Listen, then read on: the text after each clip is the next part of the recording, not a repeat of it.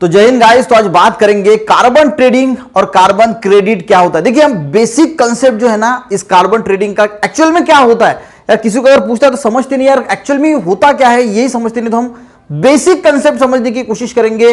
वो Kyoto protocol जो UNFCCC है वो मैंने क्योटो प्रोटोकॉल का वीडियो बनाया है, आप सर्च कीजिएगा क्योटो प्रोटोकॉल अली बाबा, उसमें आपको सब एक्सप्लेन जो है हो जाएगा। तो आज हम समझने की कोशिश करते हैं एक्चुअल में कार्बन ट्रेडिंग होता क्या है। देखिए मैं सबसे पहले आपको एक एग्जाम्पल, बहुत सिंपल है, एग्जाम्पल बताता हूं। देखिए दो फैमिलीज है, अब दो फैमिलीज के यहां पे दो पार्ले के बिस्किट के पुड़े हैं, समझने की कोशिश कीजिए। दो फैमिली है और यहां पे इस फैमिली के यहां के जो बच्चे हैं इन्हें परमिशन है कि देखिए आप दिन भर में दो पार्ले के पुड़े जो होते हैं, पार्ले के पैकेट जो होते हैं वो खा सकते हैं। और एक दूसरी फैमिली है, इसके जो बच्चे हैं इनको अलाउ है कि आप दिन भर में एक पार्ले का जो पूड़ा आता है, पैकेज आता है, वो खा सकते हैं। सबसे पहले समझ लीजिए दो फैमिलीज है, ये अगर समझ में आएगा तो कार्बन ट्रेडिंग जो है वो समझ में आ जाएगा। तो इन्हें कितना अलाउ है, दो पार्ले के पूड़े खाना अलाउ है और इनको एक पैकेज खाना अलाउ है, ठीक है।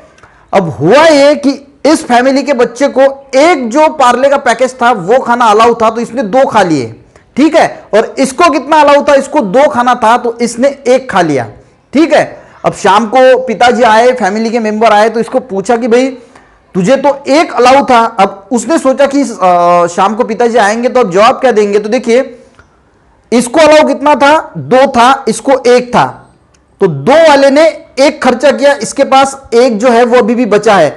और जिसे एक अलाउ था इसने दो खा लिए, ठीक है। इसके घर में 10-10 पहले ही होंगे पर इसमें से उनको अलाउ होगा कि आपको इतना खाना है, तो इसने दो खा लिए, ठीक है। बचे कितने, 10 में से 8 ही बचे। तो इसने जितना इसको अलाउ था इससे एक ज्यादा खा लिया और इसका एक बचा है। तो ये क्या करेगा, पैसा देगा और ये जो एक इसका जो बचा हुआ एक पार्ले का पाउच है वो खुद परचेस कर लेगा। तो इसको बोलेंगे हम पार्ले का ट्रेडिंग, क्योंकि इसको जितना अलाउ किया था उसने उसका हाफ ही यूज किया, हाफ खाया ही नहीं, और इसने ज्यादा खा लिया। तो अब ज्यादा खा लिया तो इसके पास जो कम है तो ये एक पार्ले का पूरा इससे परचेस करेगा। तो ये हो गई पार्ले की ट्रेडिंग। तो गाइस ऐसे ही प्रकार के इंटरनेशनल लेवल पे ये कार्बन की ट्रेडिंग करते हैं, तो वो देखते हैं। अब ये अगर समझ में आ गया होगा तो आपको ये भी समझ में आ जाएगा। देखिए अब आपको बताया कि दिन ब दिन जो है वो ग्रीन हाउस गैसेज जो है वो पोल्यूशन बढ़ रहा है, इंडस्ट्री हो रही है, बहुत ज्यादा डेवलपमेंट हो रही है, तो CO2 का जो परसेंटेज है वो डे बाय डे इंक्रीज हो रहा है। तो सारी जो क्योटो प्रोटोकॉल बना तो उन्होंने डिसाइड किया कि देखिए यार हम ना ये ग्रीन हाउस गैसेस का इमिशन कम करते हैं। तो इन्होंने क्या किया, इसके लिए कुछ रूल्स बनाए। तो इसमें एक कार्बन ट्रेडिंग का भी कंसेप्ट इन्होंने डाला। तो देखिए एक्चुअल में इन्होंने क्या किया, जो हर कंट्री है, तो जो डेवलपिंग कंट्रीज है यानी विकसनशील है, अभी विकसित हो रही है, और एक डेवलप कंट्री होती है जैसे यूएस है, कनाडा है, जापान है। तो इन्होंने क्या किया कि जो डेवलप कंट्री है इन्हें भी कुछ क्राइटेरिया दिया कि आप इतना ही CO2 इमिट कर सकते हैं, इससे ज्यादा CO2 इमिट नहीं कर सकते। जो डेवलपिंग कंट्रीज है इन्हें भी एक लिमिट दे दी कि आप भी ना इतना ही कर सकते हैं, इससे ज्यादा कर नहीं सकते। हर कंट्री को जो है वो एक लिमिट दे दी कि आप इतना CO2 जो है वो लिबरेट कर सकते हैं, इमिट कर सकते हैं, इससे ज्यादा नहीं कर सकते, ठीक है। अब ये वो जो है UNFCCC वो आप वीडियो में देख लीजिएगा, मैं उसके डीप में भी नहीं जाऊंगा। अब ये जो दो कंट्रीज है, तो देखिए मान के चलो एनेक्स बी कंट्री है, एनेक्स बी कंट्री हम उसे बोलते हैं गाइस कि उन्हें वो अगर आप क्योटो प्रोटोकॉल का वीडियो देखेंगे तो एनेक्स बी, एनेक्स ए, नॉन एनेक्स कंट्री आपको समझ में आ जाएगा। तो एनेक्स बी वो होती है जिन्हें कुछ टारगेट दिया होता है कि आपको इतना CO2 इमिशन कम करना है। जानते वो हमारी बात नहीं, तो आप इतना ध्यान में रखिए क्योंकि हमें सिर्फ कंसेप्ट समझना है। तो एनेक्स बी कंट्रीज है जैसे जापान है और कनाडा है, ठीक है। अब जापान को 500 पॉइंट मिले हैं कि देखो आप 500 पॉइंट तक जो है वो पोल्यूशन कर सकते हैं, इससे ज्यादा पोल्यूशन आप कर नहीं सकते। ये जो कार्बन का ट्रेडिंग होता है एक्चुअल में टर्न्स में होता है, टर्न्स ऑफ CO2। यहां पे मैं समझाने के लिए पॉइंट्स लिख रहा हूं, इसको हम क्योटो पॉइंट्स भी बोलते हैं, जो टर्न्स में होते हैं। इतना टर्न CO2 समझिए, सिर्फ कंसेप्ट क्या है। तो 500 पॉइंट जो है, 500 पॉइंट का पोल्यूशन आप कर सकते हैं, यानी CO2 लिबरेट कर सकते हैं, इमिट कर सकते हैं, इससे ज्यादा नहीं कर सकते। ये है जापान को। और कनाडा को दिया गया कि आप यार 1000 पॉइंट जो है वो इमिट कर सकते हैं CO2, पर इससे ज्यादा CO2 इमिट आप कर नहीं सकते, ठीक है। पर हुआ क्या, देखिए अब हुआ क्या, यहां को जापान ने कुछ टेक्नोलॉजी अपने देश में बनाई, जैसे सोलर प्लांट्स बनाए, पब्लिक ट्रांसपोर्ट को लोगों को इंस्पायर किया, हाइड्रो इलेक्ट्रिक पावर जो है वो जनरेट किए। अब इसकी वजह से CO2 जो इमिट करना है, जितना करना है उससे उन्होंने कम कर दिया, क्योंकि इन्होंने एडवांस टेक्नोलॉजी जो थी वो इन्वेंट की हम अपने देश में। तो जहां पे इन्हें मिला था कि आप 500 पॉइंट तक CO2 का पोल्यूशन कर सकते हैं, इमिट कर सकते हैं, तो इन्होंने किया 400 पॉइंट। ठीक है, अब यहां पे 400 पॉइंट किए, तो यहां पे इनके पास 100 पॉइंट जो है वो बच गए। ठीक है, जिसको हम क्योटो पॉइंट्स भी बोलते हैं। तो इतना इमिट वो कर सकते थे, पर ये 100 तो पॉइंट इन्होंने बचा लिया। हमारे पास तो 100 पॉइंट है भाई, हम और CO2 का इमिट कर सकते हैं, 100 पॉइंट है। तो एक साल की बात कर रहा हूं मैं, तो इनके पास अभी 100 पॉइंट जो बचे हैं, इसको ही हम बोलते हैं कार्बन क्रेडिट, क्योंकि इनके पास अभी 100 कार्बन क्रेडिट है, 100 पॉइंट बचे हुए हैं। अब कनाडा की अगर बात करें, तो कनाडा को मिला था 1000 पॉइंट की, यहां तक आप CO2 इमिट कर सकते हो।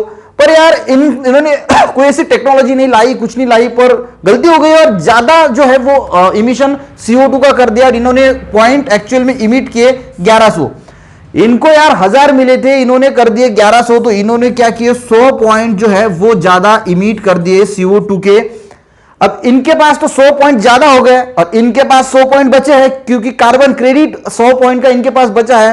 तो ये क्या कनाडा क्या करेगा, कनाडा जापान से को पैसा देगा, और ये जो इनके पास 100 पॉइंट है ये खरीद लेगा।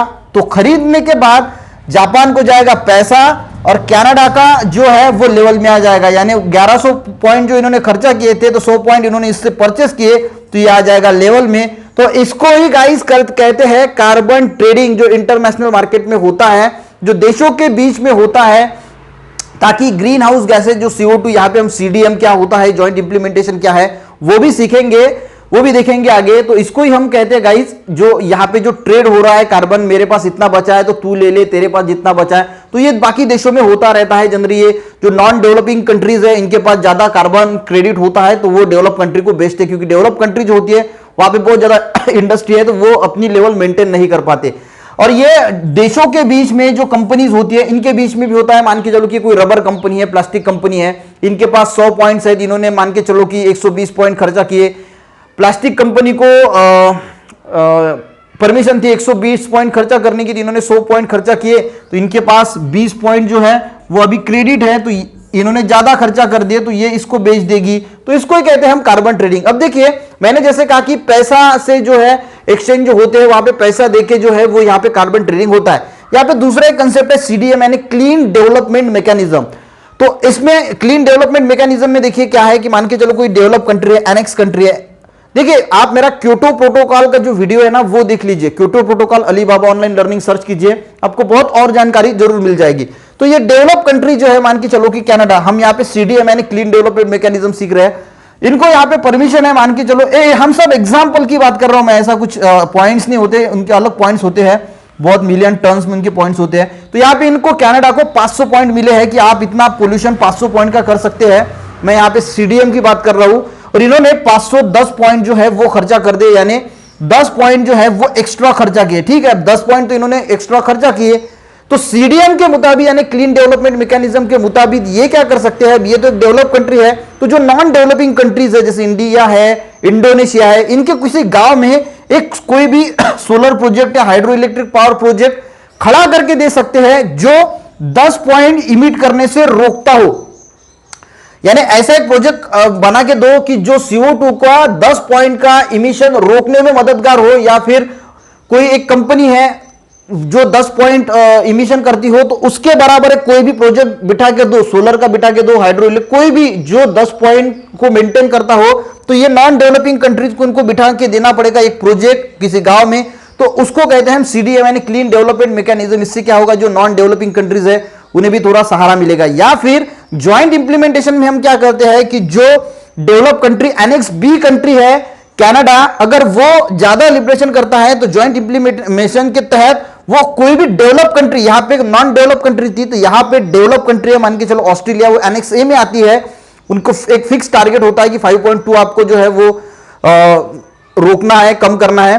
तो यहां पे जैसे कोई प्रोजेक्ट था, तो ये नॉन डेवलपिंग कंट्रीज को खड़ा करके देना है, तो वहां पे ये ज्वाइंट इंप्लीमेंटेशन के तहत जो डेवलप कंट्री है, मान के चलो कि यही कनाडा है, तो ये एक प्रोजेक्ट डेवलप कंट्री के यहां पे खड़ा करके देगी। ये 10 पॉइंट जो इन्होंने ज्यादा किए हैं, तो ये डेवलप कंट्री पे अगर कोई प्रोजेक्ट खड़ा करके देती है, तो उसको हम ज्वाइंट इंप्लीमेंटेशन कहते हैं। तो सिंपल है गाइस, ये कार्बन ट्रेडिंग और कार्बन क्रेडिट क्रेडिट यानी जिसको जितनी लिमिट मिली है उससे अगर वो कम करता है तो जितने पॉइंट उसके पास बचते हैं, जितना CO2 बचता है, उसको कहा जाता है कार्बन क्रेडिट। और जो देशों के बीच में जिसने ज्यादा लिबरेट किया वो दूसरे देशों से परचेस करते रहता है, तो उसको ही हम कहते हैं सिंपल भाषा में कार्बन ट्रेडिंग। ये बहुत लोगों को कंफ्यूजन होता है कि यार कार्बन ट्रेडिंग है क्या, इसके लिए बेसिक बनाया है। अच्छा लगे तो लाइक कीजिएगा। मिलते हैं किसी नेक्स्ट वीडियो में, तब तक लेकर जय।